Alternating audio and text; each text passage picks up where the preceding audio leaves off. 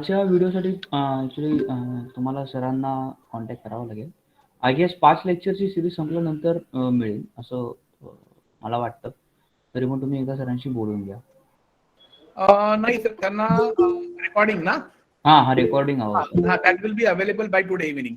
Okay. Okay, so मी तुम्हाला cohost केलंय सर. हो. Yes. Okay. Even now recording has started. Yes. Okay, so wait for 5 minutes and then you can start the session. Okay. No problem. Yes. Okay. And okay. Thank you, students. Okay, sir. Continue करा. Just wait for 5 minutes. Okay. No problem. Students will are joining and then you can start. Okay. No problem.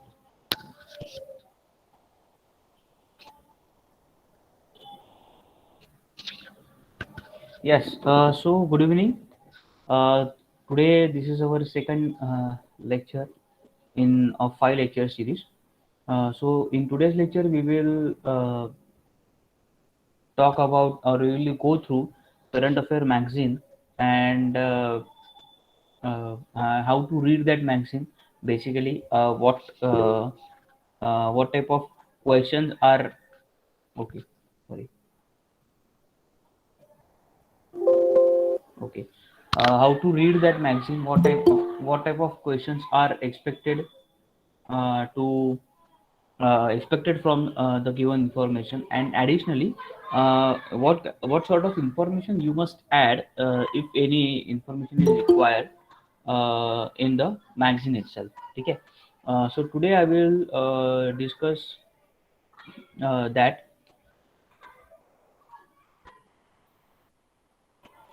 तुम्हाला recording मिळेल, आजच मिळून जाईल, आता सरांनी सांगितलं. Staff selection मी काल सांगितले ना इन्फॉर्मेशन की जे बेसिक हे असतं काय म्हणतात जनरल अवेअरनेसमध्ये एक 4 ते 5 टॉपिकवरती प्रश्न विचारले जातात आणि हे टियर 1ला असतं आणि टियर 2ला फक्त इंग्लिश आणि मॅथमॅटिक्स हे 2च सब्जेक्ट असतात आणि 200 मार्काचे असतात. म्हणजे जो पॅटर्न मला माहिती आहे तो. ओके.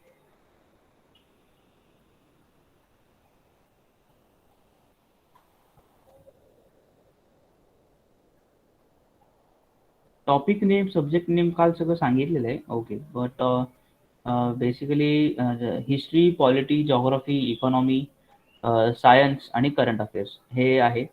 त्याच्यासाठी मटेरियल लुसेंटचं जनरल नॉलेजचं पुस्तक जनरली रेफर केलं जातं. ठीक आहे. येस. टियर 1ला आणि टियर 2ला इंग्लिश आणि मॅथमॅटिक्स हे 2च सब्जेक्ट असतात. तेच आज आपण बघितलं तसं बेसिकली करंट अफेअर्सचं जे मॅगझिन आहे त्याचा अभ्यास कसा करायचा, कुठल्या प्रकारची इन्फॉर्मेशन आपल्याला वाचणं अपेक्षित आहे किंवा कुठल्या प्रकारची इन्फॉर्मेशन आपल्याला मॅगझिन मधनं घ्यायची आहे आणि त्याच्या सर तुम्ही आयदर यू हिंदी और इंग्लिश करा, कारण मिक्स क्राऊड आहे. ओके. तर तेच मिक्स आता कारण म्हणजे जे प्रश्न विचारले मराठीतून त्यामुळे मी मराठीतनं बोललो. ठीक आहे, हरकत नाही. म्हणजे कसं आहे, जे जरी क्वेश्चन त्यांनी विचारलं ना त्यातलीच बाकीच्या मुलांना बऱ्यापैकी आपल्याकडे पूर्ण ऑल ओव्हर इंडिया मधून स्टुडंट्स आहेत. No problem. Okay. So right. So as instructed by Savan sir, I will be speaking in Hindi and English. Okay. So if you have any doubt, then you can ask doubt in any language. I mean, not any English, Hindi, Marathi, but I will be answering them in the Hindi or English only. So yes, today we will talk about the magazines that will be available to you, and basically what type of questions are expected from the given information. Frankly, I do not have any idea about the post regarding CHSL.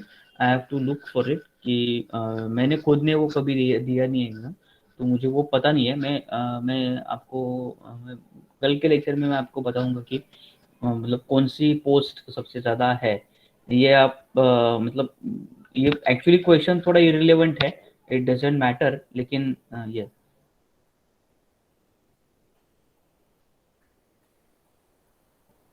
Okay, सो हम लोग वही देखेंगे कि आज current affairs कैसे करना है, क्या करना है, उसी के बेसिस पे आपको। और अगले जो लेक्चर्स होंगे current affairs magazine detail cover करने के बाद, मतलब आज का पैटर्न ऐसा होगा कि मैं एक न्यूज़ में पढ़ूंगा, उस न्यूज़ के बारे में आपको कुछ एडिशनल इन्फॉर्मेशन है मेरे पास तो मैं बताऊंगा, नहीं तो मैं आपको वो बताऊंगा कि आपको कहाँ पे कुछ जो इन्फॉर्मेशन है वो ऐड करनी है, ठीक है। So I guess we have stopped, so we can start our lecture. Okay, let us wait for 2 more minutes. People are joining, then we will start our lecture.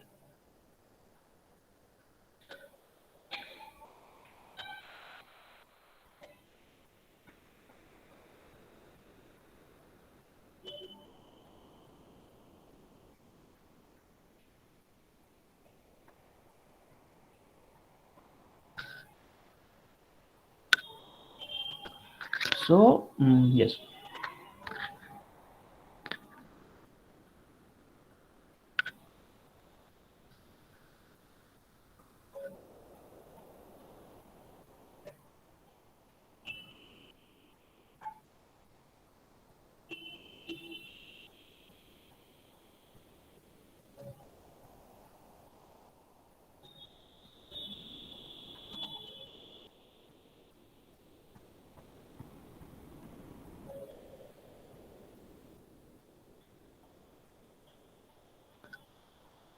So yeah. Um, so after that, after the magazine discussion, I will be talking about some static information that is there in your notes, and those notes will be available to you after uh, completion of the series, along with the magazines. Okay.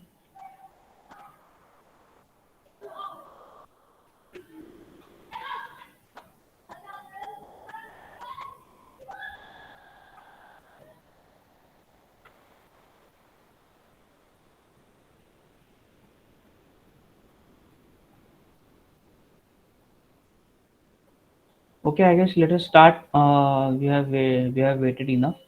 Already it's 12:18. Okay.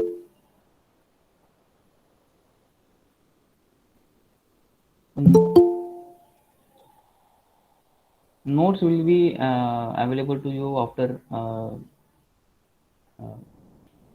5 lecture series. Okay.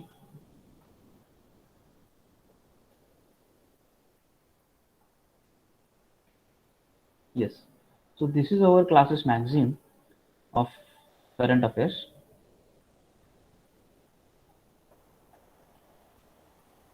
I hope you can see this. So this magazine is divided into 3 sections: topic-wise current affairs, practice question paper with answer, and detailed analysis of important events. This part is more important or more beneficial for interview.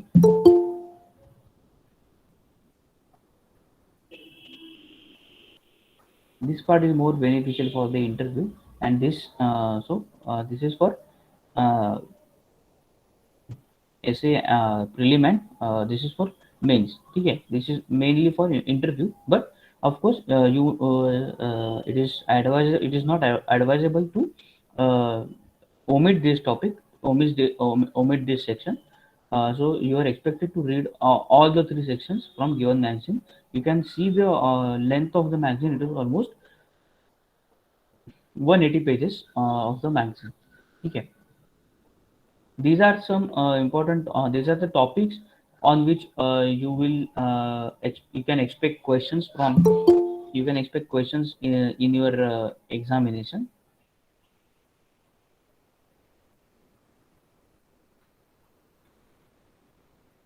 Okay. So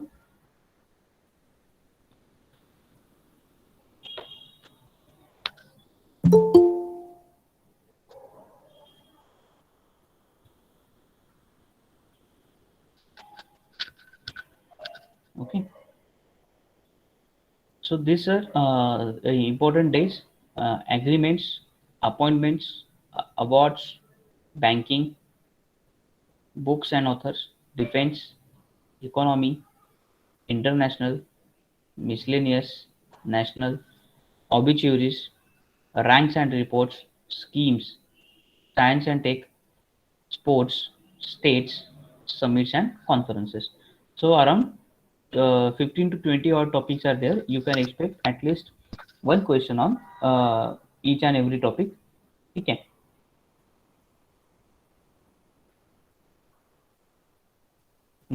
Those who are preparing for history, this is also sorry, staff selection commission. This is also important section for you. Okay.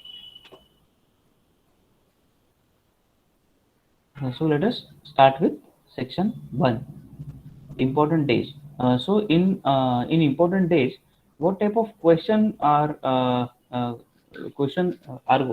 there, or question will be there, like they will ask you the date of important day. Okay.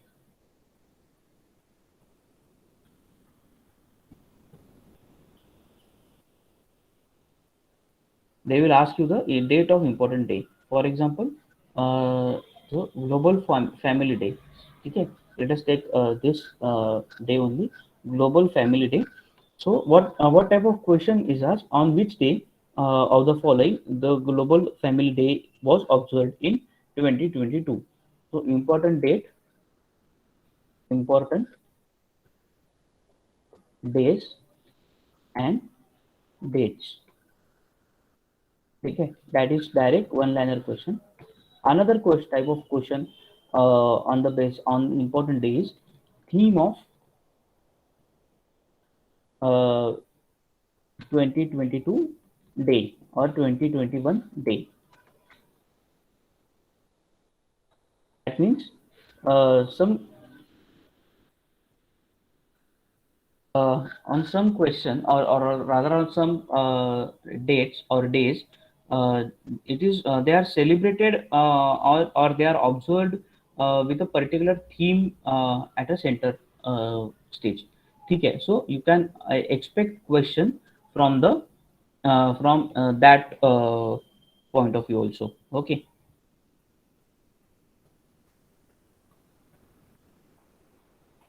So first, Global Family Day. So Global Family Day is on 1st of January. So Global Family Day is also known as World Peace Day. So either they can ask you the Global Family Day, or they can ask you the World Peace Day. ठीक है.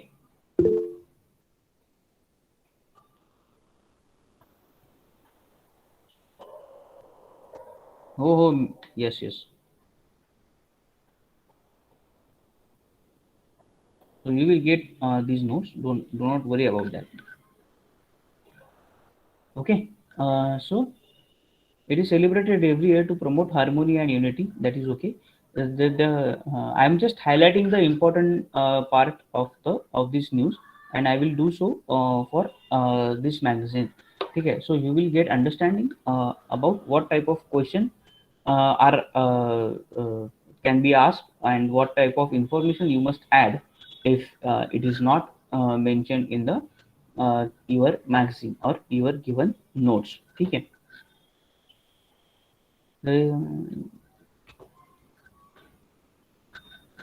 ठीक है.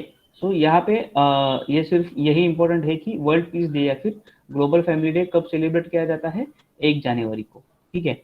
और एक प्रकार का question पूछा जा सकता है कि विच organisation observe this day.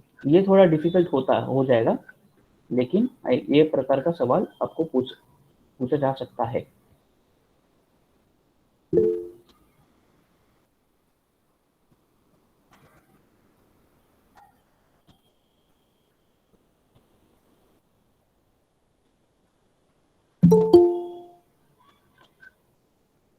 Okay.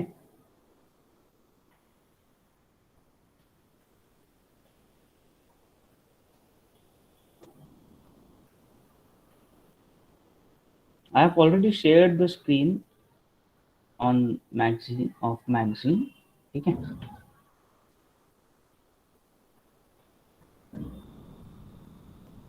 So this is the World Peace Day or Global Family Day. Okay.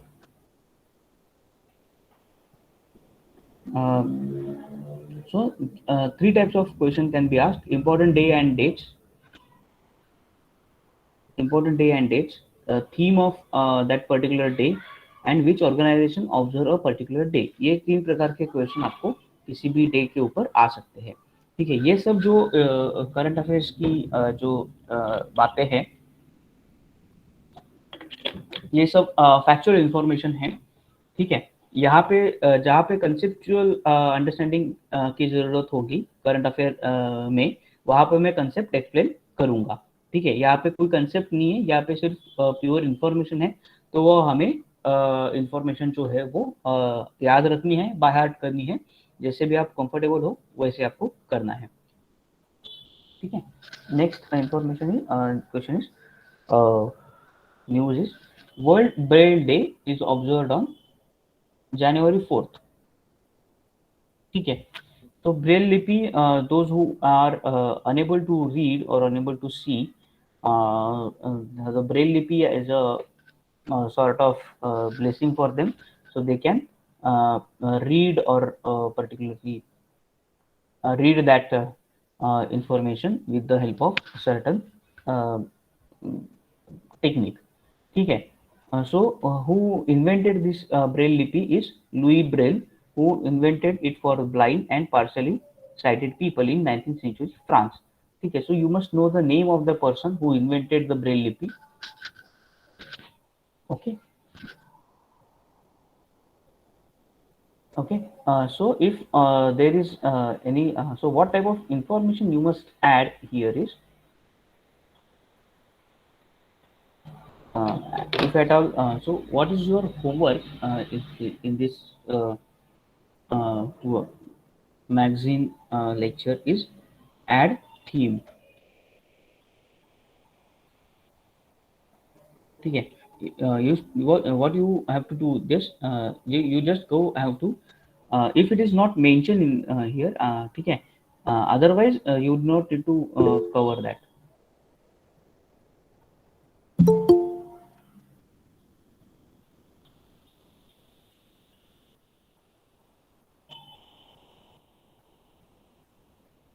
Okay, so this is the theme of 4th of January, that you have to add. How can you add that? You just have to search on the internet and you have to add the theme if it is there.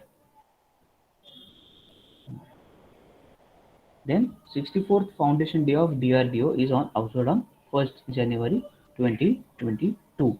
So DRDO is Defense Research and Development Organization. Bharat में जो भी missile वगैरह जो भी शस्त्रास्त्र जो भी बनते हैं उनका रिसर्च करना या और उनका डेवलपमेंट करने का काम ये ऑर्गेनाइजेशन करता है. सो यहाँ पे जो है वो 64th डे है.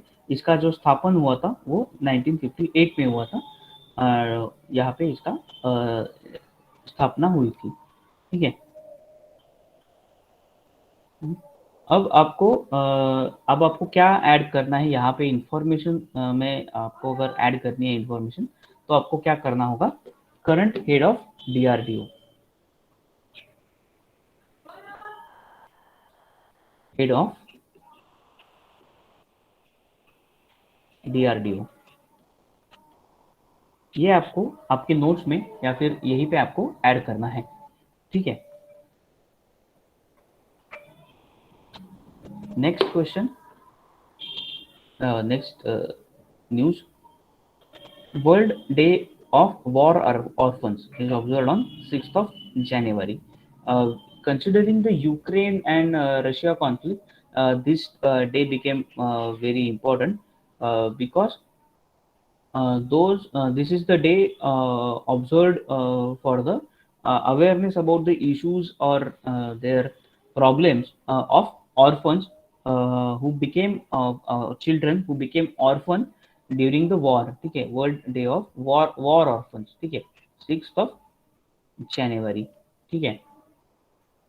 So this become important day as the Ukraine and Russia war continues.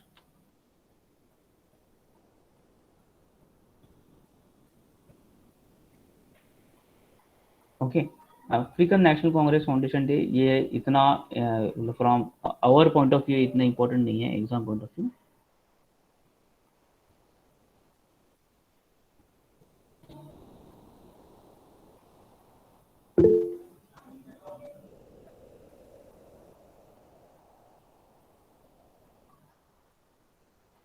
और लाउडली बोलना है, आवाज नहीं आ रहा है मेरा।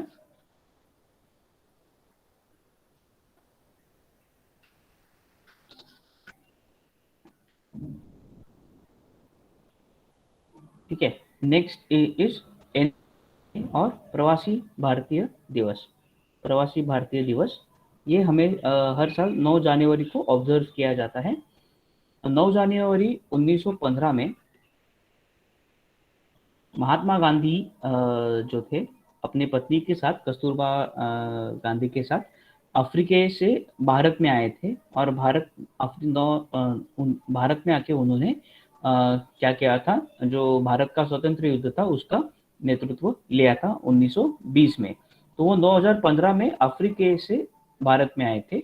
ठीक है, तो उनकी याद में जो मतलब सबसे बड़ा सबसे महत्वपूर्ण एनआरआई जो भारत आया था वो महात्मा गांधी थे, ऐसे माना जाता है। और हर साल 9 जनवरी को पिछले कुछ सालों से मतलब 2005-6 साल से ये जो दिन है ये हमेशा ऑब्जर्व किया जाता है।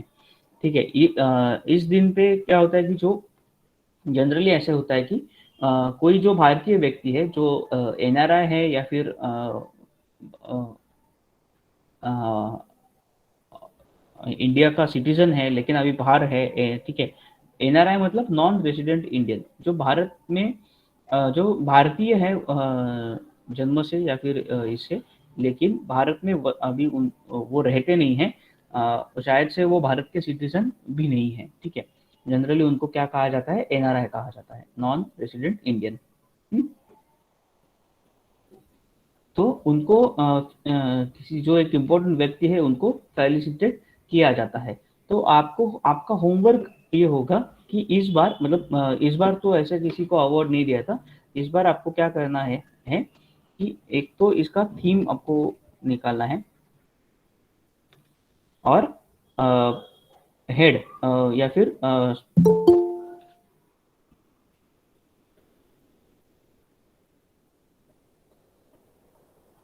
Yes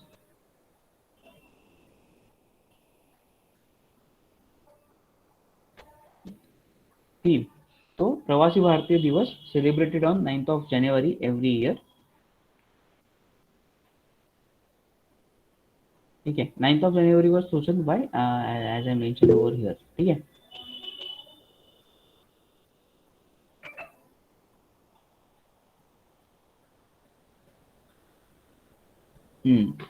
right right. जो मैं बोल रहा हूँ कि अभी जो आपको लिखना है वो यही है कि आप मतलब आपको लिखना है, तो आपको क्या लिखना है कि मैं अभी जो एक मैं एक्सप्लेन करता हूँ।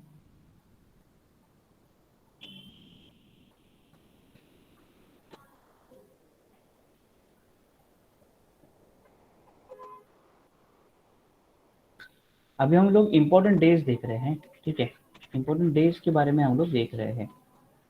तो आपको क्या करना है, आपको क्या लिख के लेना है कि क्वेश्चन किस प्रकार के आते हैं, क्वेश्चन टाइप।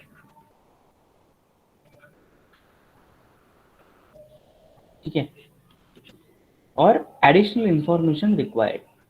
जो एडिशनल इंफॉर्मेशन आपको उस पर्टिकुलर क्वेश्चन की चाहिए, मैं बताने वाला हूँ या फिर मैं बोलना हूँ कि आपको होमवर्क है, तो एडिशनल इंफॉर्मेशन।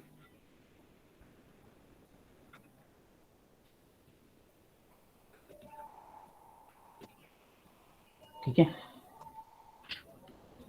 उसके बाद आपको जो अ, जो मैं हाईलाइट कर रहा हूँ वो पार्ट भी आपको ध्यान रखना है, इंपॉर्टेंट पॉइंट।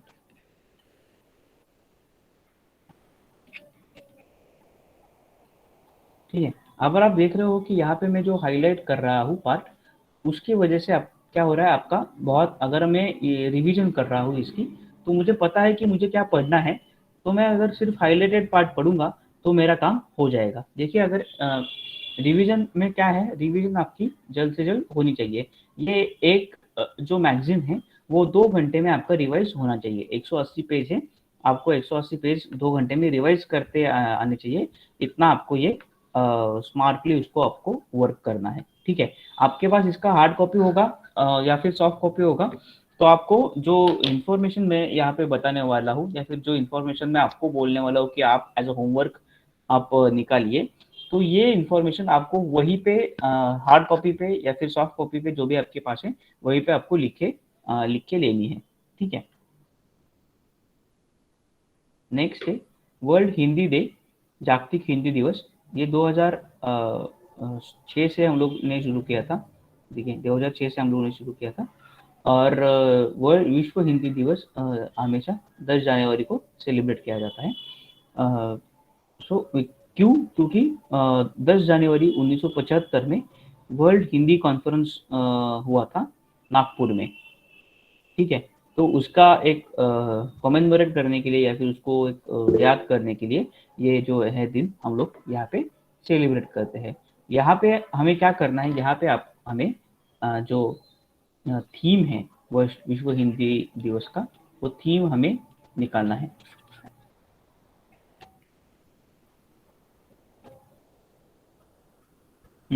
थीम मतलब बेसिकली होता क्या है कि कोई भी एक डे है, कोई भी एक डे है,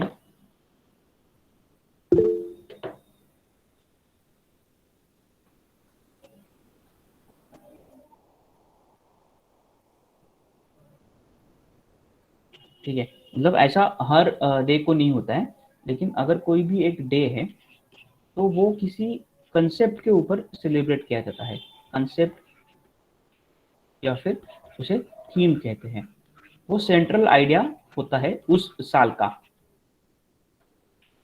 और आपको क्वेश्चन में पूछा जाएगा कि व्हाट वाज द थीम।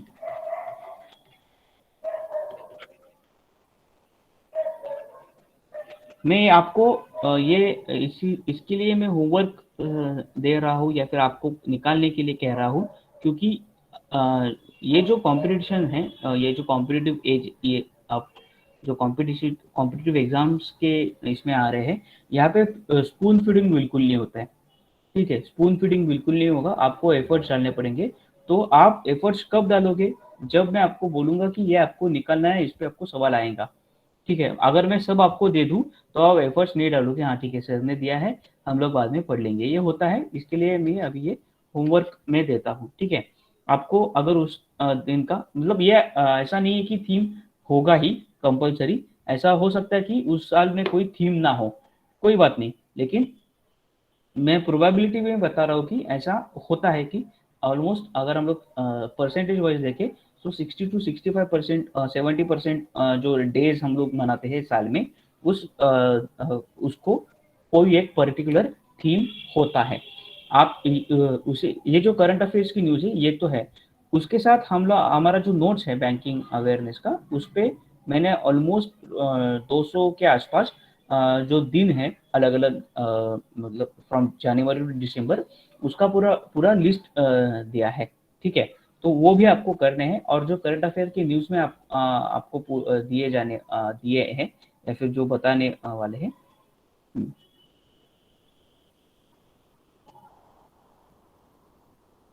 26 जनवरी, मतलब 26 जनवरी को थीम एक्चुअली कैसे होता है कि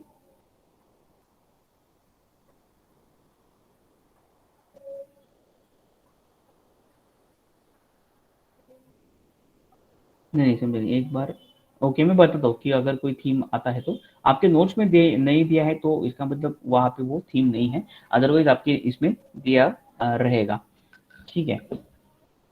दूसरा है न्यूज़, नेशनल यूथ डे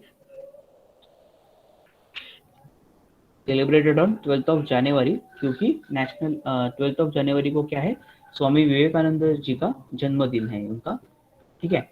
तो स्वामी विवेकानंद जी के जन्मदिन के अवसर पर हम लोग हर साल 1984 से ये नेशनल यूथ डे को हम हर साल सेलिब्रेट करते हैं, ठीक है। एक मिनट, हाँ एक एक मिनट।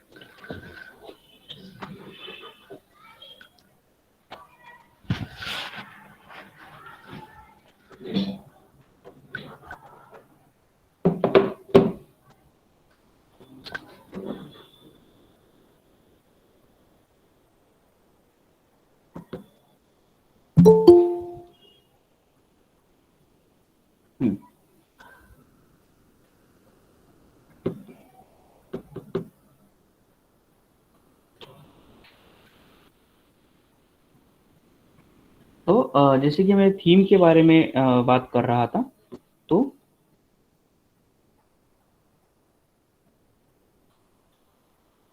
इस साल का नेशनल यूथ डे का थीम था it's all in the mind.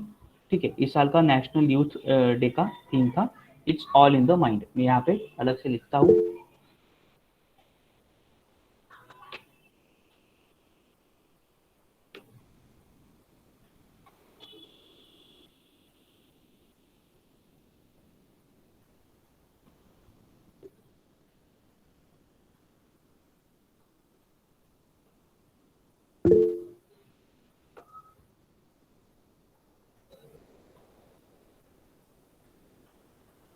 Okay, so theme of youth day.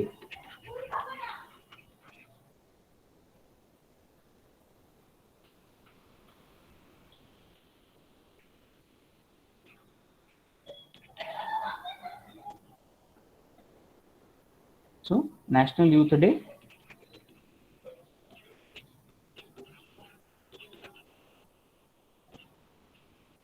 It's all in the mind.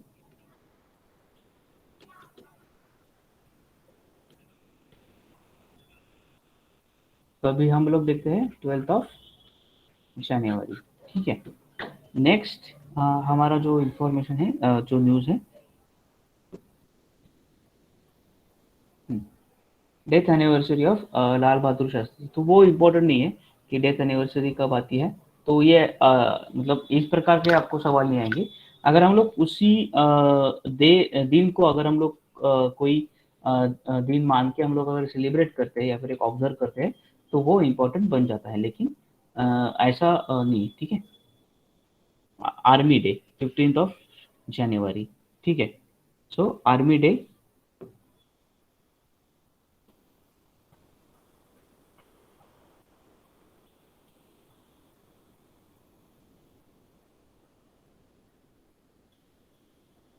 So army day क्यों सेलिब्रेट किया जाता है? ये 74th आर्मी डे था, जो celebrate all army command headquarters. So जो ब्रदरहुड है, तीनों जो सेना है भारत की, उसके इसमें यहाँ पे वो सेलिब्रेट ऑब्जर्व हमेशा किया जाता है। ठीक है, और भारत के जो ये थे, ठीक है, ये हमेशा किया जाता है।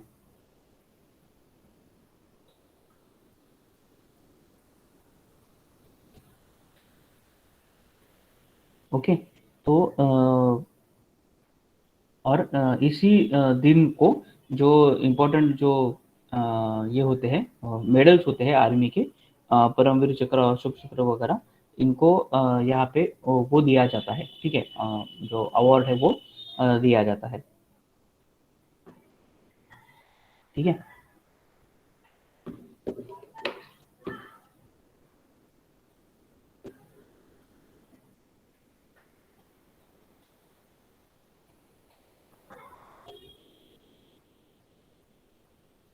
इस साल का उसका थीम था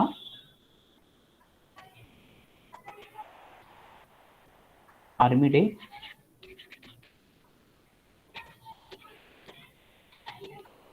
15 जनवरी।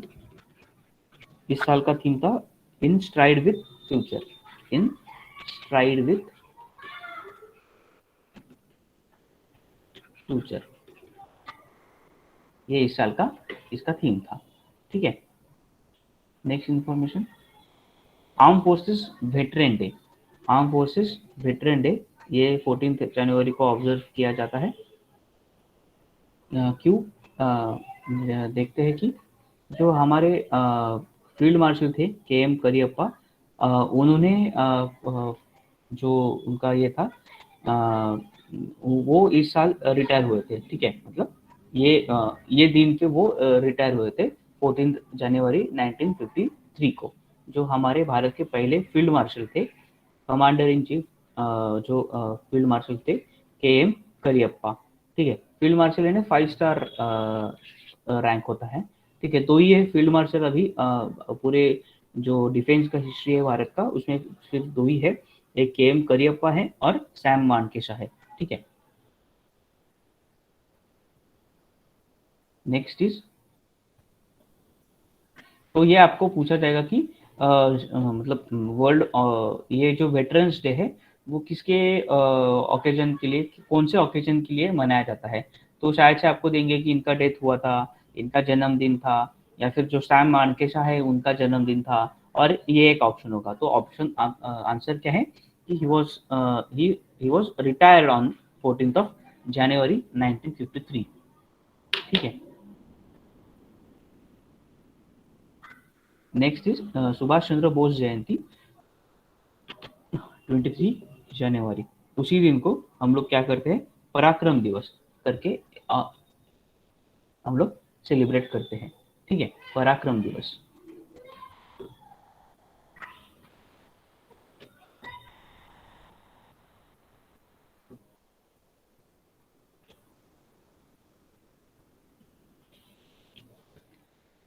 सुभाष चंद्र बोस का उनका जन्मदिन होता है, और 125 birth anniversary 23rd every year.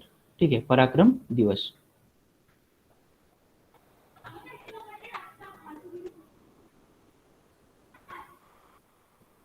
अब इसका कोई पर्टिकुलर ऐसा थीम नहीं है इस बार। ठीक है, तो हमें वो नहीं निकालना है। देन आगे जाते हैं, नेशनल गर्ल चाइल्ड डे।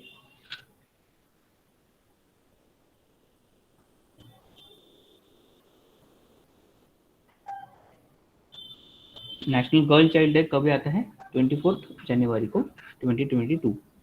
ठीक है,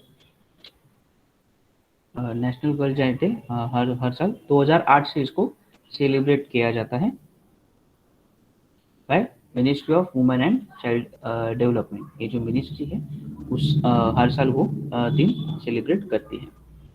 ठीक है, इसका भी ऐसा कोई थीम नहीं है।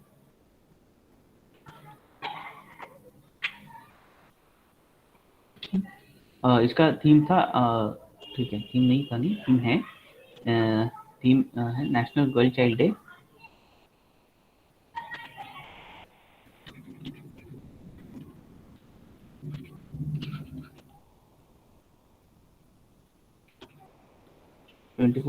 जनवरी 24, और इस साल का थीम था डिजिटल जनरेशन आवर जनरेशन। ठीक है, digital generation our generation.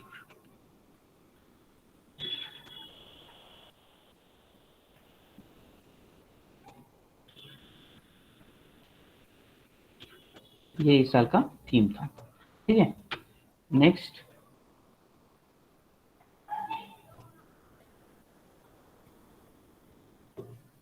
International Day of Education. ठीक है, यहाँ पे इंटरनेशनल डे ऑफ एजुकेशन 24 जनवरी को ही ऑब्जर्व किया जाता है। तो role of education in peace and development, ये कौन सेलिब्रेट करता है, यूनाइटेड नेशन जनरल असेंबली। तो आपको ये पूछा जाएगा कि ये कौन सेलिब्रेट करता है। ठीक है, तो इस साल का थीम यहाँ पे दिया है, देखिए। तो यहाँ पे आपको कुछ होमवर्क नहीं करना है। Changing course transforming education, changing course transforming education, ये इस साल का थीम था।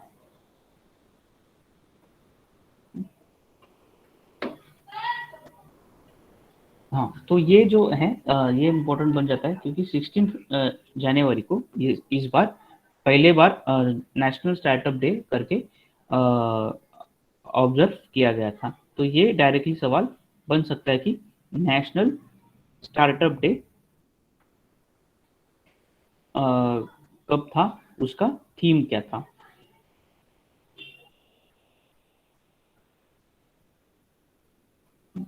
तो नेशनल स्टार्टअप डे, सो इसका इस बार थीम था, यहाँ पे क्या है, इन्होंने क्या कहा है, गोल्डन इरा ऑफ स्टार्टअप्स। तो थीम इसका था celebrating innovation ecosystem. National startup day का थीम था celebrating innovation ecosystem. National startup day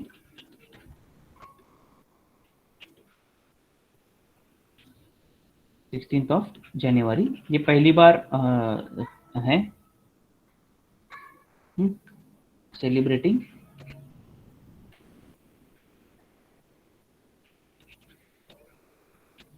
innovation ecosystem, ये थीम है।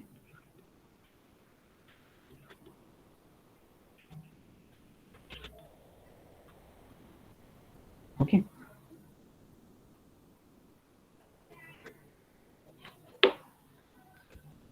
नेक्स्ट नेशनल टूरिज्म डे 25 जनवरी।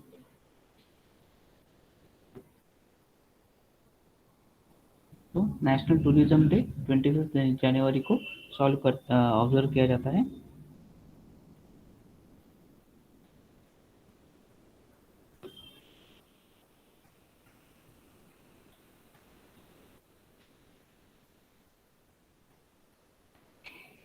तो यहाँ पे इस साल इसका थीम था national tourism day 25 January.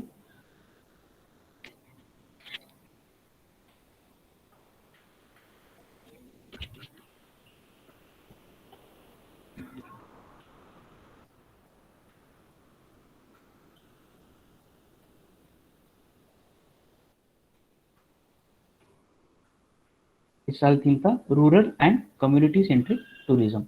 Rural and community centric. ये जो मिनिस्ट्री ऑफ टूरिज्म है ये इस दिन को सेलिब्रेट करती है। ठीक है,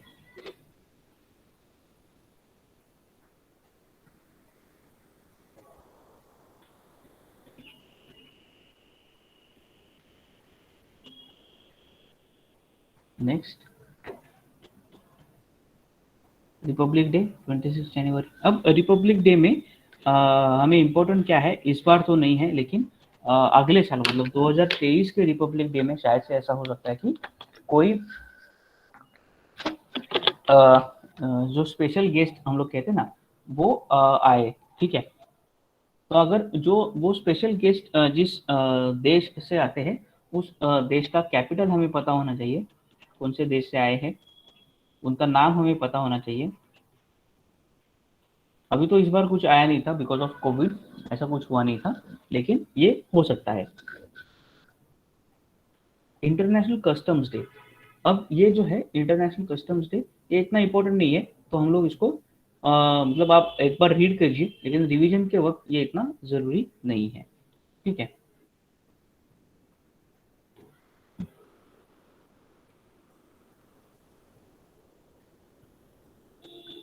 ये भी ठीक है, हम लोग ये इग्नोर कर सकते हैं, ये इम्पोर्टेंट है कंसिडरिंग जो अभी युद्ध जो चल रहा है रशिया और यूक्रेन के बीच में। तो इसके बारे में हम लोग ये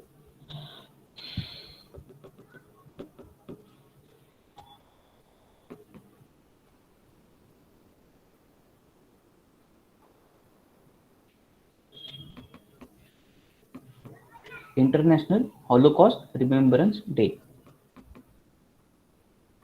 ये 27 जनवरी को ऑब्जर्व किया जाता है। 27 जनवरी को कब से क्यों, नाजी जर्मनी बिटवीन जो हुआ था to date auschwitz concentration camp was liberated. ठीक है, जो सबसे इम्पोर्टेंट कैंप था, इम्पोर्टेंट मीन्स व्हाट, सबसे जो बड़ा कैंप था, नाजी कैंप था। ठीक है, जहाँ पे जू लोगों का कत्ल किया जाता था, ऑस्विच पोलैंड में, वो लिबरेट किया गया था 27 जनवरी को।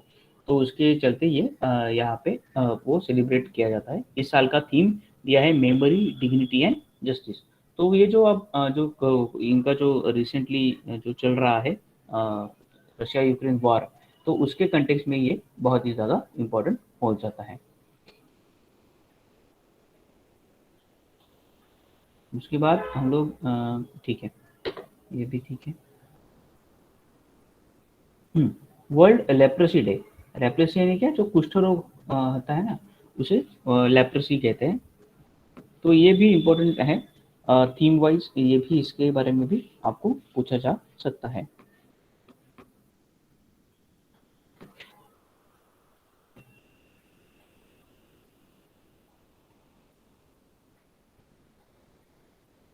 ओके, वर्ल्ड लेप्रोसी डे 30 जनवरी को होता है।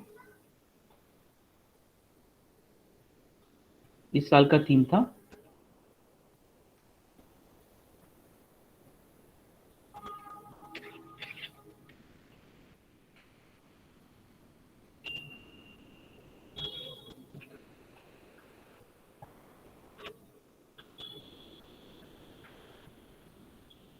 United with dignity.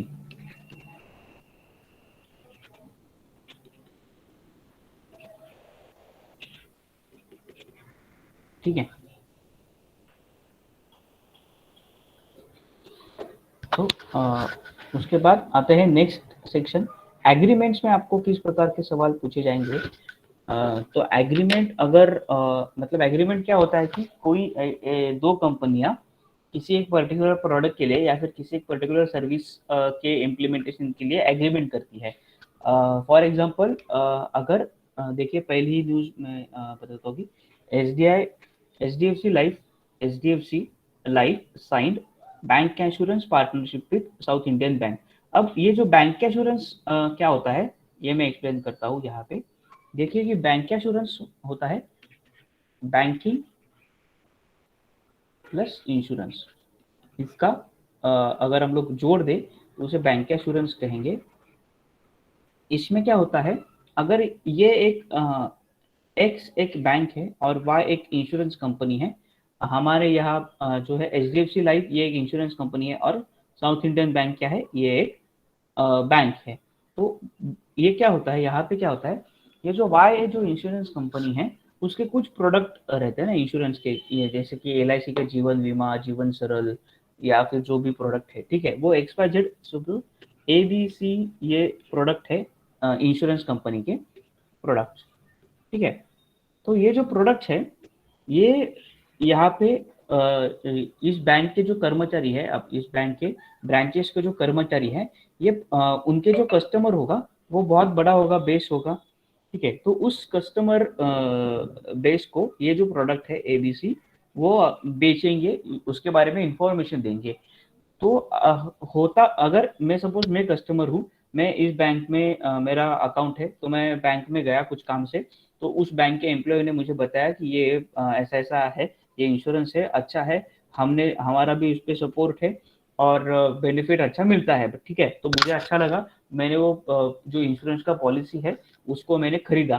तो उस जो अगर मैंने जो खरीदा है तो उस एम्प्लॉय को, बैंक के एम्प्लॉय को क्या मिलेगा, इस कंपनी की तरफ से कमीशन मिलेगा और इसको क्या मिलेगा, बैंक के थ्रू एक कस्टमर मिलेगा। ठीक है, तो it's a win win situation. तो इसे हम लोग कहेंगे बैंक एश्योरेंस। अब आपको सवाल किस प्रकार से पूछा जा सकता है कि एचडीएफसी लाइफ ने कौन से बैंक के साथ, कौन से बैंक के साथ बैंक एश्योरेंस करार किया है। ठीक है, तो आपको 5 ऑप्शन दिए जाएंगे, तो आपको उसमें से जो सही ऑप्शन है वो चूज करना है। ठीक है,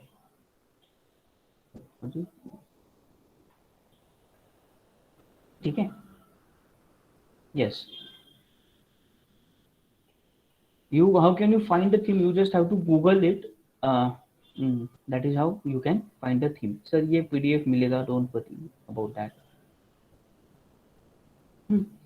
तो ये है bank assurance partnership with south Indian bank.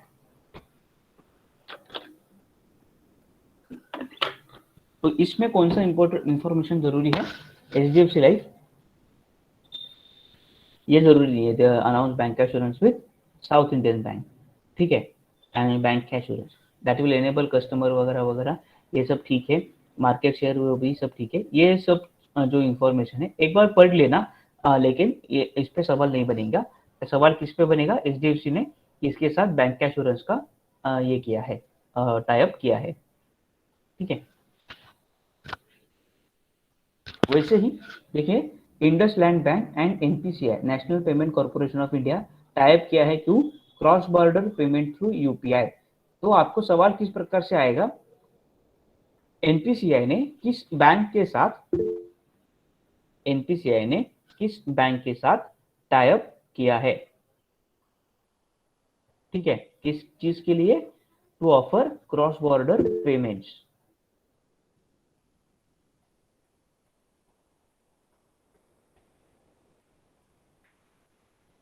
To offer cross border payments. तो ये आपको ये इंफॉर्मेशन आपको जरूरी है, ठीक है। इंडसलैंड बैंक और national payment corporation of India क्यों किया है, real time cross border remittance through unified payment system, ठीक है। ये सिर्फ इंफॉर्मेशन आपको जरूरी है इस पूरे न्यूज में, ठीक है। यहाँ पे कुछ एडिशनल आपको नहीं निकालना है इंफॉर्मेशन, अगर निकालना होगा तो मैं आपको बताऊंगा। अब ये जो है national payment corporation of India, state bank of India and department of e governance, government of Karnataka have partnered with enabling implementing e-rupee, a cashless contactless payment solution for students under state scholarship program। तो आपको सवाल किस प्रकार से पूछा जाएगा इस particular news पे, which of the following government has partnered with NPCI and SBI in order to provide cashless and contactless payment solution for students under the state scholarship program, ठीक है। आपको सवाल ऐसे पूछा जाएगा कि which of the following state government has partnered with the NPCI and SBI to provide cashless and contactless payment solution for students under the state scholarship program। तो आपको 5 ऑप्शन दिए जाएंगे, महाराष्ट्र, गुजरात, आंध्र प्रदेश, उत्तर प्रदेश, कर्नाटका। तो आपको ये जवाब पता होना चाहिए कि ये कर्नाटका है। यहाँ पे भी कुछ एडिशनल इंफॉर्मेशन की जरूरत नहीं है, ठीक है। दूसरा भी एक सवाल पूछा जा सकता है कि एसबीआई और एनपीसीआई ने या फिर कर्नाटक सरकार ने किस बैंक के साथ कैशलेस और कॉन्टैक्टलेस पेमेंट के लिए एक करार किया है। तो आपको सिर्फ ये एसबीआई दिया जाएगा, एनपीसीआई नहीं दिया जाएगा। तो एसबीआई और ऐसे अलग जो बैंक होंगे 5 अलग, वहां पे दिया जाएगा, ठीक है।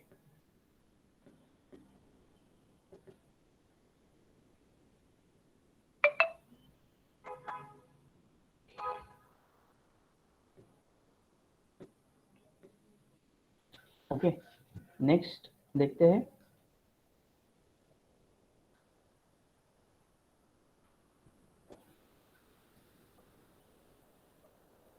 SBI card joined hands with Paytm for card tokenization, ठीक है। अब कार्ड टोकनाइजेशन क्या है, tokenisation refers to masking the original card number by replacing it with set of unique characters termed as token which secures the customer's card detail when a transaction is under process। अब होता क्या है कि जो मेरा suppose मेरा PN Punjab national bank में account है, लेकिन मैं पेमेंट कर रहा हूँ पेटीएम से, तो मेरे जो डिटेल है बैंक डिटेल वो पेटीएम के पास है और उसका गलत इस्तेमाल हो सकता है, ठीक है। पेटीएम से नहीं, जो फ्रॉड है इस सिस्टम हैक करके मेरे जो सेंसिटिव इंफॉर्मेशन है बैंकिंग के बारे में वो चोरी किया जा सकता है। तो ऐसे ना हो इसके लिए, इसके कारण ये एक टोकनाइजेशन कार्ड टोकनाइजेशन करके कंसेप्ट है। इस पे क्या होता है, जो ओरिजिनल कार्ड नंबर होता है वहां पे वो निकाल दिया जाता है और उसके अगेंस्ट एक जो एक पर्टिकुलर कस्टमर के लिए तैयार किया गया हुआ एक यूनिक कैरेक्टर्स वहां पे होता है, उसको हम लोग कहेंगे टोकन। तो ये एग्रीमेंट किया था। तो इस पे आपको कॉन्सेप्ट के बारे में भी पूछा जाएगा कि व्हाट इज टोकनाइजेशन। तो अलग कुछ अलग इंफॉर्मेशन देंगे कि टोकन दिया जाता है, उस पर सिर्फ फिर डिस्काउंट मिलता है वगैरह, ऐसे भी क्वेश्चन दिया जाएगा।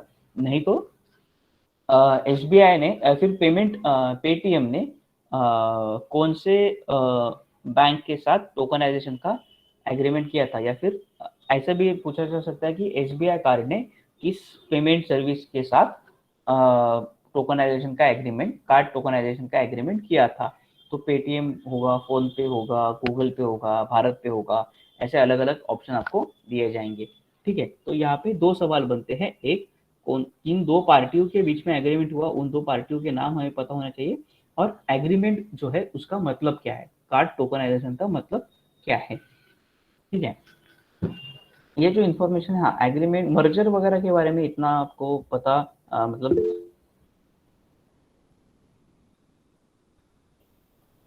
एब्रीवेशन क्या लॉन्ग फॉर्म पूछते हैं।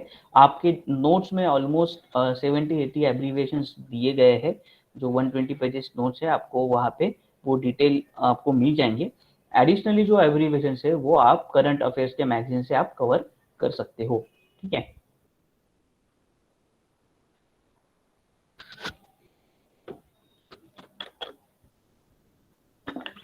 तो ये आप मर्जर एक्विजिशन, हाँ, मर्जर एक्विजिशन आपको कौन सा करना है।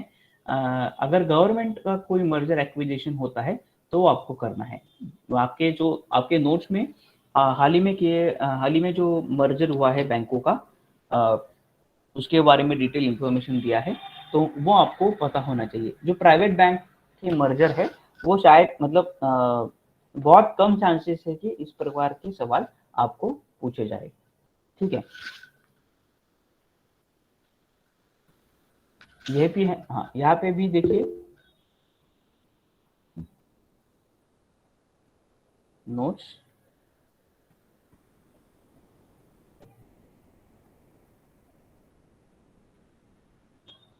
सो आपको जो नोट्स मिलने वाले हैं उसमें एब्रीविएशंस दिए गए हैं, ठीक है। NTPC plans to buy 5% equity and Power Exchange Corporation of India और पावर एक्सचेंज ऑफ इंडिया, ठीक है। तो ये ज़्यादा इम्पोर्टेंट नहीं है, ये प्लान्स टू बाय है, अभी तक एक्चुअली हैपन नहीं हुआ भी है, तो भी ये इतना इम्पोर्टेंट नहीं है। Please type your question, do not raise your hand, I mean it is difficult to answer. Type your question, I will answer you,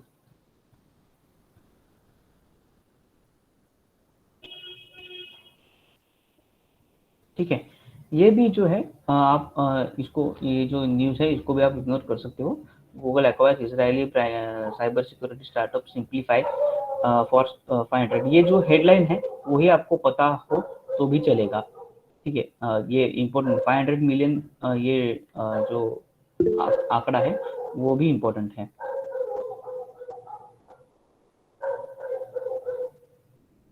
notes दे, मी सगळं दिलं तर तुम्ही काय करणार।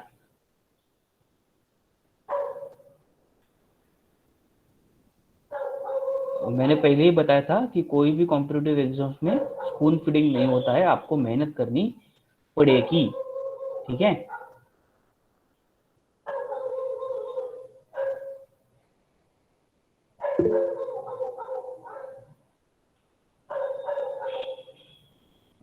मैंने पहले ही बताया है कि ये जो मैगजीन है, आपको, आपने जो अभी क्लास लगाया है, तो आपको 6 महीने के मैगजीन जो 5 लेक्चर का सीरीज है, उसके खत्म होने के बाद यानी मंगलवार या फिर बुधवार को आपको वो मैगजीन और जो नोट्स है 120 पेजेस के वो नोट्स मिलेंगे, ठीक है।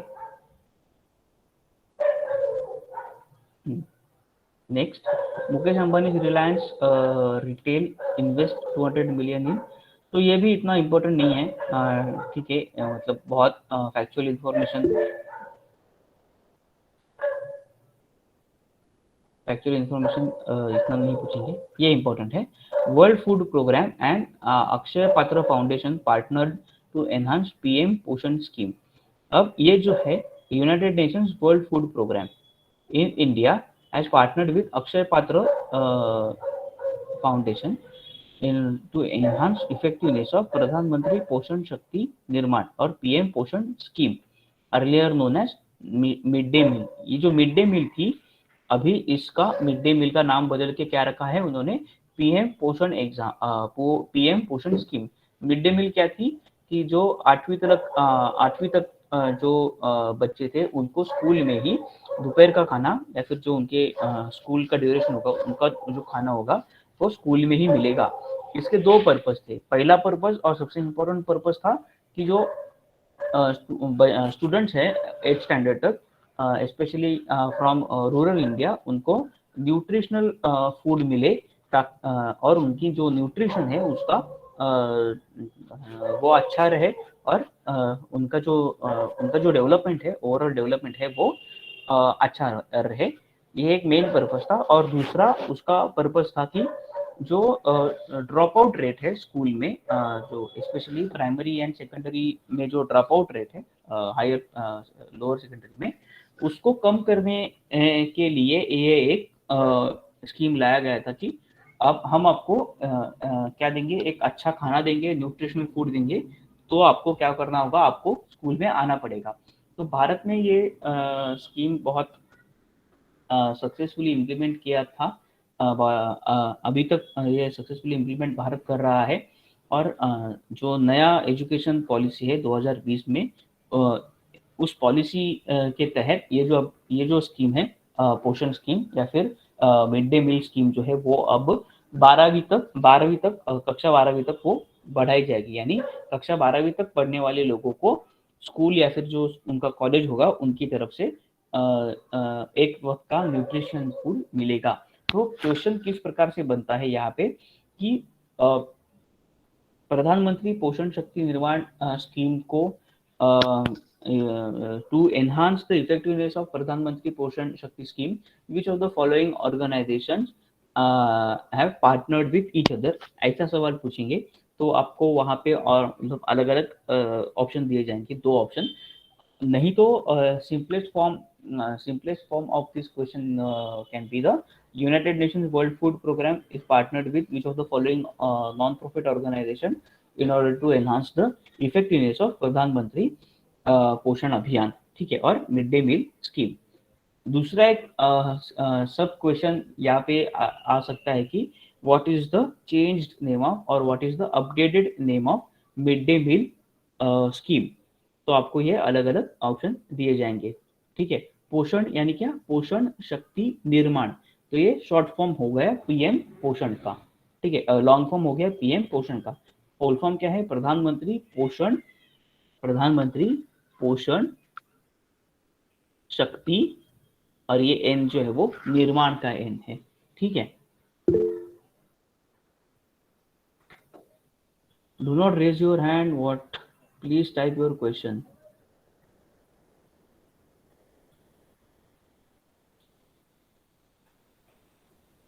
हाँ, जे इम्पॉर्टंट आहे माझं म्हणणं तेच आहे। My okay, so first of all understand this कि there is no spoon feeding, right. You have to read all the notes, ठीक है, each and every word in that 120 page notes, ठीक है। ऐसा नहीं होगा कि मैं अगर मैंने हाईलाइट कर दिया है और वो आया नहीं, और दूसरा अगर मेरे ही नोट्स में जो है एक मुद्दा मैंने हाईलाइट करके आपको दिया और दूसरा आपको पूछा, तो आप लोग फिर मुझे बोलोगे कि सर आपने वो हाईलाइट करके दिया था, वो नहीं पूछा, दूसरा पूछा। ऐसा हो सकता है ना। तो मैं वही बोल रहा हूँ कि आपको खुद से एफर्ट्स करने पड़ेंगे, खुद से मेहनत करनी पड़ेगी, खुद से वो नोट्स 120 पेजेस के नोट्स देने पड़ेंगे। कोई भी क्लास आपको नोट्स नहीं देता है, ठीक है। आपको ऑनलाइन या फिर जो बुक है रेफरेंस बुक, उससे ही करना पड़ता है। हम लोग आपको नोट्स दे रहे हैं 120 पेजेस के, ठीक है। तो वो उस पे से आप अगर आप हाईलाइट करके आपको चाहिए तो आप मतलब ये गलत बात है ना कि एग्जाम भी मैं ही देता हूँ फिर आपके आपकी जगह पे, ठीक है। ऐसा नहीं होगा, आपको एफर्ट्स डालने पड़ेंगे। और मैं मैं बोल रहा हूँ कि do not raise your hand, please type your question, ठीक है। I will not allow anyone to speak.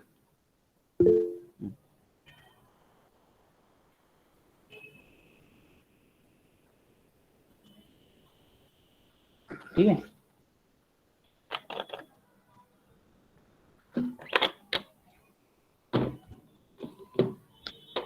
Next news, Reliance acquires controlling stake of, ठीक है। ये इम्पोर्टेंट न्यूज क्यों है, क्योंकि ये एक फॉरेन एंटिटी है, न्यूयॉर्क का मैंडरीन ओरिएंटल होटल है, बहुत बड़ा होटल वहाँ का था। तो तो ये आपको डायरेक्टली पूछा जा सकता है कि कौन से होटल में स्टेक एक्वायर किए, वो अलग अलग ऑप्शन आपको दिए जाएंगे, हिल्टन होटल वगैरह, ये आपको ऑप्शन दिया जाएगा, ठीक है। तो ये आपको न्यूज एडिशनल करनी है।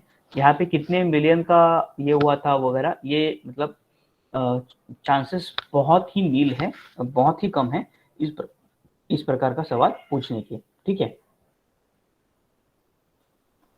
Australia and Japan sign defence agreement to counter China. अब ये जो है ये थोड़ा इम्पोर्टेंट होता है क्वेश्चन, क्योंकि यहाँ पे 2-3 सवाल आपको मैं यहाँ पे कैसे आएंगे वो मैं आपको बताता हूँ, ठीक है। एक सवाल आपको पूछा जाएगा कि किन दो देशों ने हाल ही में विच टू स्टेट और which two countries have in the month of जनवरी, ठीक है, on in the month of जनवरी 2021 2020 which two countries have signed a defense agreement to counter the Chinese expansion, ठीक है। सो आपको ऑप्शन दिया जाएगा कि India Australia, Australia Japan, India USA, ठीक है, और ऑस्ट्रेलिया जापान। तो आपको ये पता होना चाहिए। उसके साथ साथ ही एक कंसेप्ट है क्वाड, ठीक है। अभी इसकी बात चल रही है तो मैं बता देता हूँ। क्वाड, क्वाड्रिलैटरल, ठीक है, क्वाड्रिलैटरल डिफेंस अरेंजमेंट, क्वाड। इनमें कौन से देश हैं? इंडिया है इसमें, जापान है, ऑस्ट्रेलिया है और यूएस है, ठीक है। क्यों है? टू काउंटर चीन्स एग्रेशन,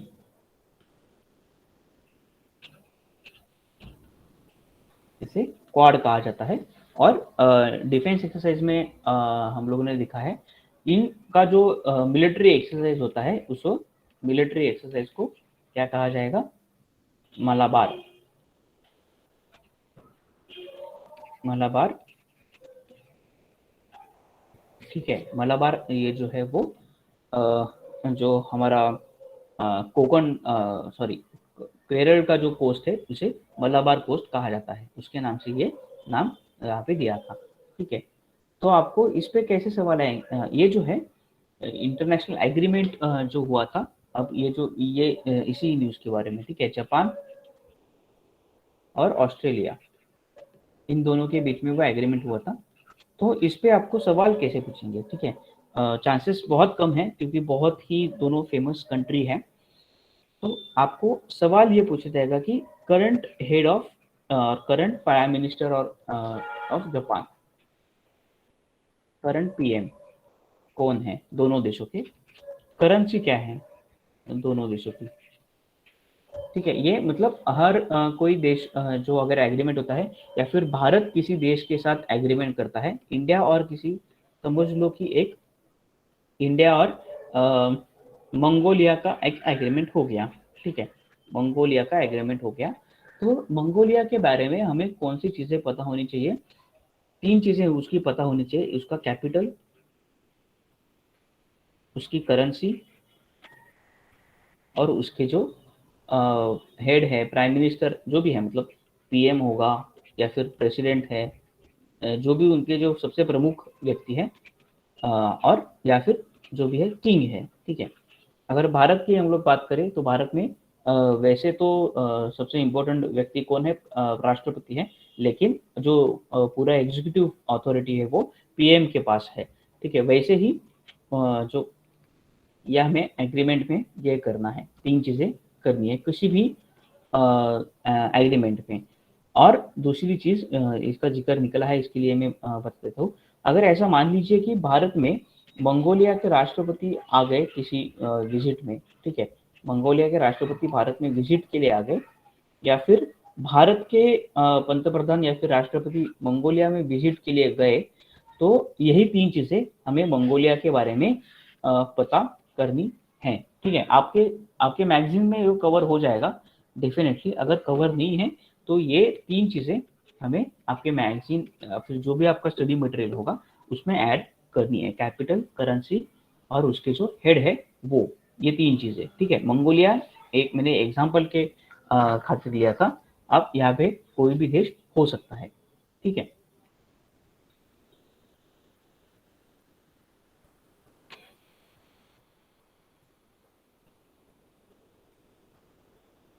ये भी एक इम्पोर्टेंट है। जो वन लाइनर सवाल आते हैं ना वो इसी प्रकार से आते हैं कि एयरटेल पेमेंट बैंक ने किसके साथ टाइप किया था टू ऑफर ये जो आपका क्वेश्चन का हेडिंग है वही आपका जो सॉरी न्यूज़ का जो हेडिंग है वही आपका क्वेश्चन बनता है। ठीक है, इसमें एडिशनल इंफॉर्मेशन की कोई ज़रूरत है नहीं। ठीक है, इसमें एडिशनल क्या करने की ज़रूरत है, सिर्फ आपको क्या पता होना चाहिए। ऐसे अगर मतलब एडिशनल आपको ऐड करना ही है तो Airtel Paytm Airtel payment bank जो है वो एयरटेल सॉरी मैं यहाँ पे मैं बता देता हूँ कि कैसे करना है। अगर दो प्राइवेट कंपनीज के बारे में कोई for example Airtel payment bank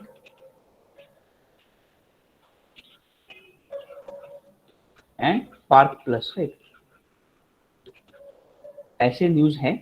ठीक है, तो वो शायद से आपको ये सवाल पूछ भी लेंगे कि एयरटेल ने किसके साथ ये किया था, तो आपको एडिशनल इंफॉर्मेशन क्या निकालनी है।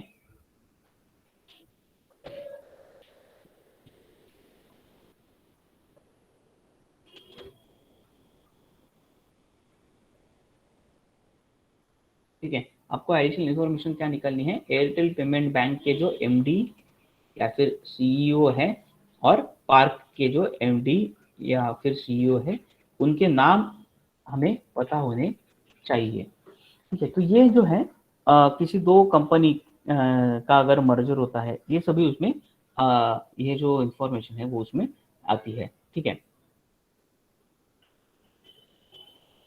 ये जो इंफॉर्मेशन है ये जो न्यूज़ है ये इंपॉर्टेंट है। RBI bank tie up with Google to advance next generation customer experiences. So वो डायरेक्टली सवाल बन सकता है कि आरबीएल ने किसके साथ टाइप किया है to advance next generation customer experiences. ठीक है, यहाँ पे आपको एडिशनल इंफॉर्मेशन क्या निकालनी है, आरबीएल बैंक जो है उसका हेडक्वार्टर कहाँ पे है। ठीक है,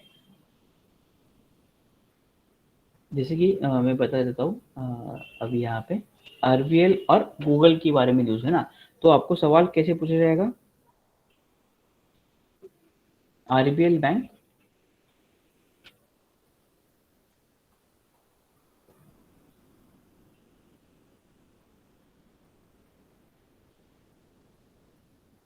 हेडक्वार्टर उसका मुंबई है और उसके जो सीईओ है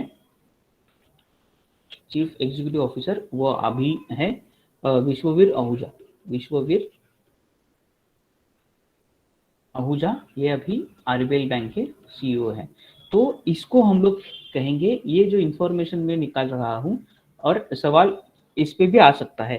ठीक है, इसको हम लोग कहेंगे कि जनरल अवेयरनेस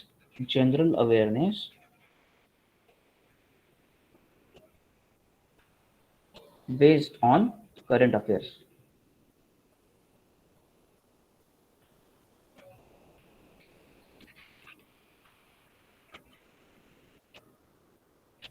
ठीक है, तो ये हो जाएगा, इस प्रकार का इंफॉर्मेशन ये हो जाएगा।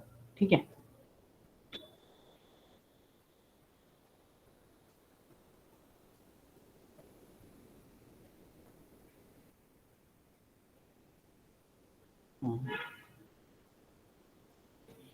ओके,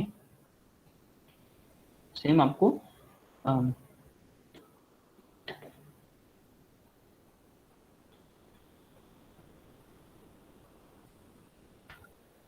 ठीक है, ये भी ओके, ये ठीक है, ये इतना इम्पोर्टेंट नहीं है news.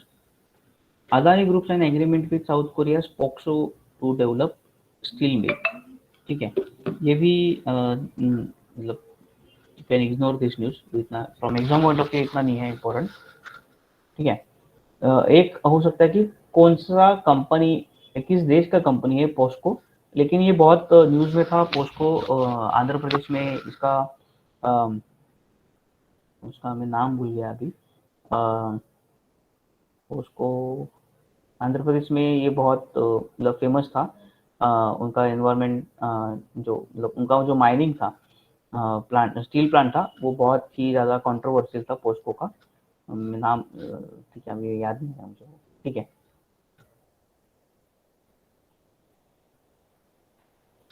Then next, LazyPay tie up with SBM bank India to launch lazy card. ये बहुत ही मतलब फैक्चुअल है, आप ये पढ़ सकते हो। यहाँ पे देखिए कि लेजी कार्ड का CEO दिया है, ठीक है, प्रशांत रंगनाथन, CEO लेजी कार्ड, ठीक है। तो ये आपको डायरेक्टली पूछा जाएगा कि लेजी कार्ड कंपनी का CEO कौन है, तो प्रशांत रंगनाथन है, ठीक है।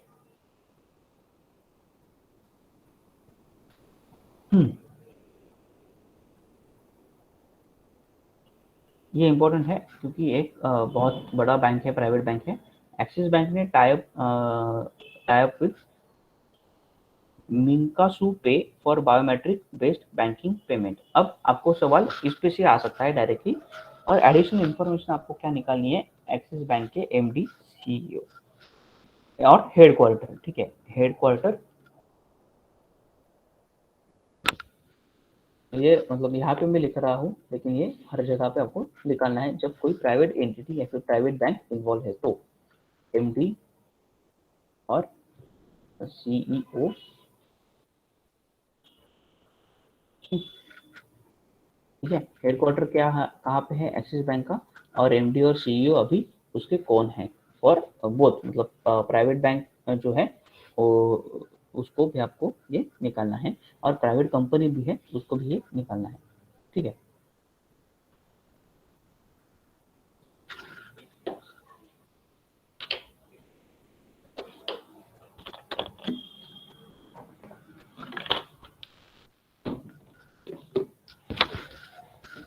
नेक्स्ट न्यूज,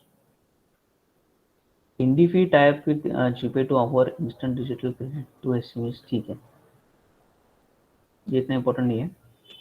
ये इंपॉर्टेंट है, Odisha and united nations world food programme team up with team to booster food security of small farmers. So आपको डायरेक्टली ये सवाल आएगा कि किस राज्य ने वर्ल्ड फूड प्रोग्राम के साथ ये टाइप किया है to boost the food security of problem इसके, ठीक है, world food security of small farmers,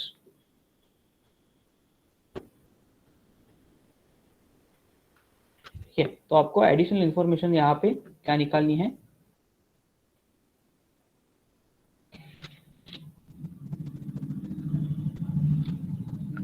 world food Programme, UN World food Programme, ठीक है।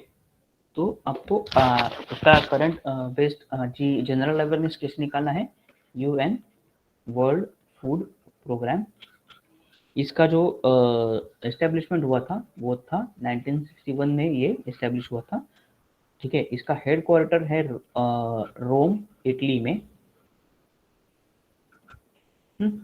और इसके अभी MD जो है, या फिर जो अभी हेड हम लोग जिसको कहते हैं, वो है डेविड बेस्ली, ठीक है, डेविड बेस्ली,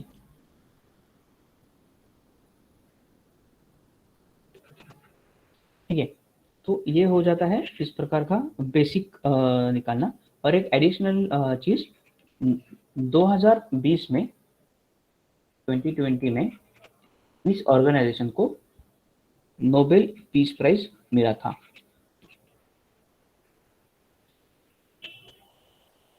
ठीक है। ये एडिशनल इंफॉर्मेशन यहाँ पे हो जाता है।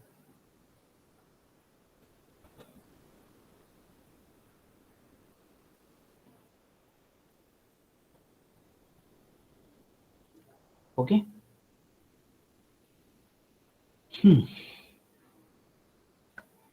और एडिशनल जो दूसरा स्टेट के बारे में हम लोग क्या निकालते हैं, हमें क्या पता होना चाहिए, ओडिशा के बारे में। ओडिशा के बारे में हमें 3 चीजें पता होनी चाहिए। इसका कैपिटल है भुवनेश्वर,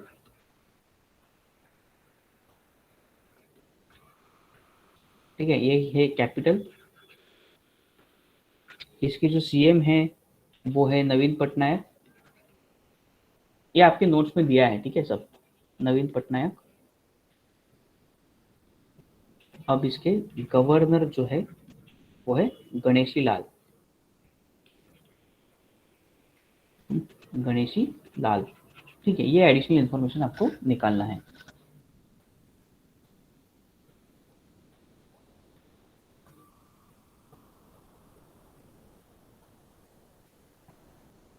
ठीक है, न्यूज क्या है? Odisha government has joined hand to improve food security of small and marginal farmers by strengthening resilience to climate change. तो ये डायरेक्टली आपको वन लाइनर सवाल यहाँ पे से आ सकता है।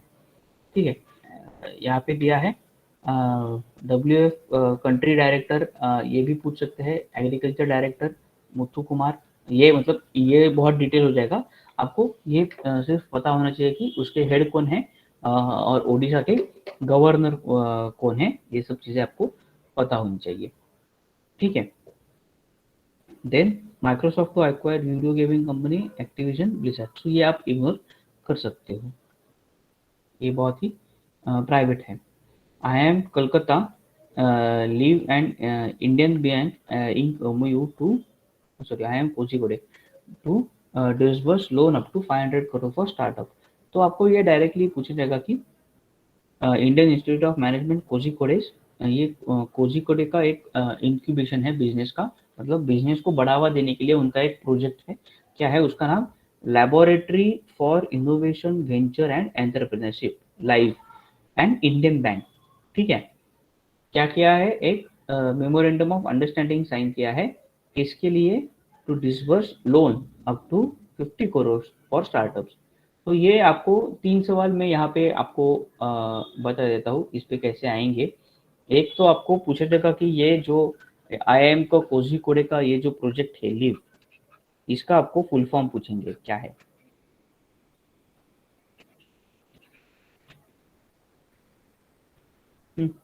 दूसरा आपको पूछेंगे कि ये जो प्रोजेक्ट है laboratory for innovation venture and entrepreneurship, innovation venturing and entrepreneurship, ये किस इंस्टीट्यूट का प्रोजेक्ट है? तो IIM Ahmedabad, IIM Calcutta, IIM Pune, और ऐसा आपको दिया जाएगा। तो फिर ये किसका प्रोजेक्ट है?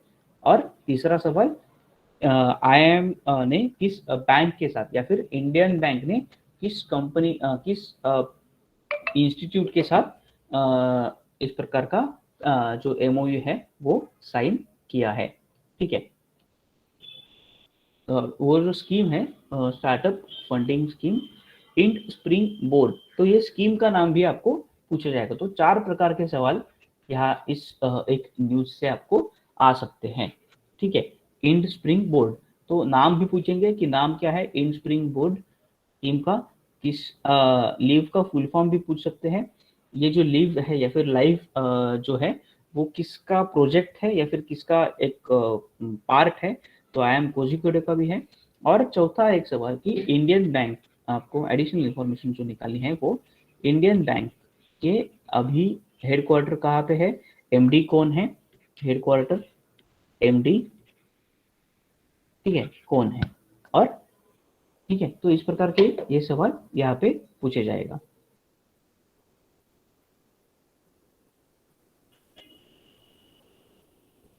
एग्जाम इज ओनली MCQ, ठीक है, you will have MCQ, okay.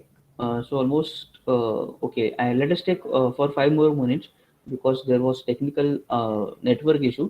ठीक है, सो 5 मिनट लेट शुरू हुआ होता, 5-6 मिनट, तो हम लोग और एक 5 मिनट कंटिन्यू करते हैं, बाद में हम लोग यहाँ पे स्टॉप कर सकते हैं। ठीक है, अपॉइंटमेंट्स। अब अपॉइंटमेंट्स के बारे में आपको कौन सी चीजें पता होनी चाहिए? एक, आपको कौन से अपॉइंटमेंट्स पे ध्यान देना है। सबसे पहली बात, जो पब्लिक सेक्टर कंपनी है PSU जो है, उनके MD या CEO, ठीक है, सॉरी CEO, इनके ऊपर जो पब्लिक सेक्टर बैंक जो है उनके नई न्यूली अपॉइंटेड MD या CEO, ठीक है, जो बिग प्राइवेट कंपनीज, ठीक है, बिग प्राइवेट कंपनीज यानी टाटा, रिलायंस और कोई अगर कोई बड़ी कंपनी है, विप्रो है, ठीक है, इनके MD और CEO, इनके बारे में आपको पता होना चाहिए। उसके बाद national and international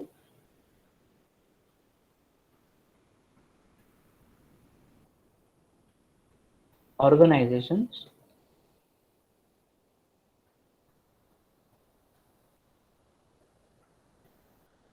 MD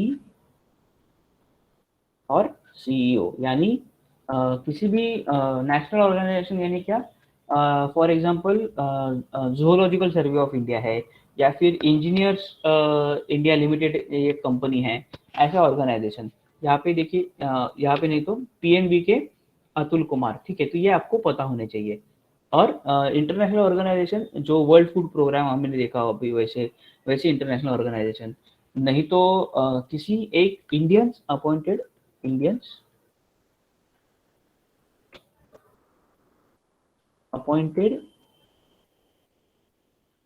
on important position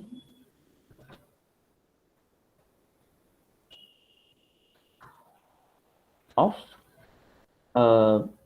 international company और मल्टीनेशनल कंपनी और ऑर्गेनाइजेशन, ठीक है, ये हमें पता होनी चाहिए। फॉर एग्जांपल जो पराग अग्रवाल है, वो अभी किसके CEO है? ट्विटर के CEO है। पराग अग्रवाल ट्विटर के अभी CEO है। सत्या नाडेला किसके CEO है? माइक्रोसॉफ्ट के CEO है सत्या नाडेला। तो ये इंडियन व्यक्ति है। गीता गोपीनाथ करके एक है। गीता गोपीनाथ जो वर्ल्ड बैंक है, जागतिक बैंक है, उसकी चीफ इकोनॉमिस्ट, सॉरी IMF की चीफ इकोनॉमिस्ट है। इंटरनेशनल मॉनेटरी फंड की चीफ इकोनॉमिस्ट गीता गोपीनाथ है। वो अभी रिटायर होने वाली है अगले ये महीने में, ठीक है। तो ये सब चीजें हमें इस अपॉइंटमेंट सेक्शन में इन सभी चीजों पे हमें फोकस करना है, ठीक है। हाँ, सुंदर पिचई गूगल के है, अल्फाबेट के, ठीक है। Not necessarily India, of course, appointments, important appointments should be from India, but if any particular Indian is appointed to important position is the MD, CEO or chief financial officer, etc. ठीक है, so you can do that, okay. So in appointment section, you have to focus on this area. Now let us say that Atul Kumar Goyal as new MD and CEO of Punjab National Bank. तो ये directly आपको पूछा जाएगा कि ये किसने appoint किया है, ठीक है, किसको अपॉइंट किया है? Atul Kumar Goyal, appointment committee on off the cabinet, ठीक है। Atul Kumar Goyal MD and CEO of, वो पहले कौन से थे? यूको बैंक के MD और CEO थे, अभी उनको क्या किया है? पंजाब नेशनल बैंक के MD या CEO अपॉइंट किया गया है। ये जो इंफॉर्मेशन है, ये भी अभी इंपॉर्टेंट है। आपको ऐसा भी पूछा जाएगा कि PNB के MD CEO अपॉइंट होने से पहले ये जो अतुल कुमार है, ये किस बैंक में काम करते थे, या फिर किस बैंक के MD और CEO थे, ऐसे भी आपको पूछा जाएगा, ठीक है। तो डायरेक्टली ये नाम आपको याद होना चाहिए, न्यू MD और CEO of Punjab national bank, ठीक है। इसके बाद ओके, ऑलमोस्ट 9:12, ओके, सो 9:30 9:40 हो गए। So we will stop here for today and we can have, time is over sir, okay, thank you.